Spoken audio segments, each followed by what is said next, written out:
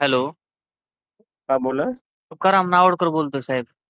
बोला की. संभाजी ब्रिगेड तालुका अध्यक्ष. हां, बोला, बोला. आपल्या तालुक्यामध्ये अ, कापणी प्रयोग किती मंडळात झालेले? काय अंदाजा सग सांगा येईन का तुम्हाला? सगळंच झाले ना. सगळेच झालेत ना? हो, तर हो. मग ते पीक विमा कसं काय आला नाही? आता कसं असतं त्याचं पीक कापणी प्रयोग झाले, हां. त्याची माहिती ते पीक कापणी प्रयोग सगळी तक्ते आपण जिल्ह्याला सादर करतो हां. आणि तिथून त्याचं संकलन होऊन ते वरी जातं समजा महाराष्ट्र म्हणून एकत्र होतंय. हं. तर तुम्ही त्याच्यानंतर हां, तुम्ही बोला. आता हे जे आहे का हां. शेतकऱ्यासाठी पीक विम्यासाठी कोणी पाठपुरावा केलाय का, की शेतकऱ्याला पीक विमा भेटला पाहिजे? नाही, नाही, नाही. तसं पाठपुरावा करण्याची सोय नसते ना. आपण आपली जी पीक कापणी प्रयोगात तक्ते जे आहेत ना, हां. ते वेळेच्या वेळेला राबवणे आणि त्याची माहिती शासनाला सादर करणे एवढं आपलं काम आहे.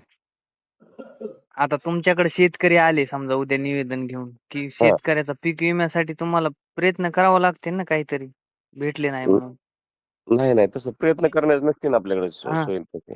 हां, आपण फक्त शासनाला वेळेच्या वेळेला वेळेवर माहिती पुरवणं तालुक्याची, हां. पीक कापणी पद्धतीची एवढं आपल्या हातात आहे. त्याच्यावर ते मग वरील ती माहिती गेल्यानंतर त्या अनुषंगाने तो डिक्लेअर केला जातो पीक विमा.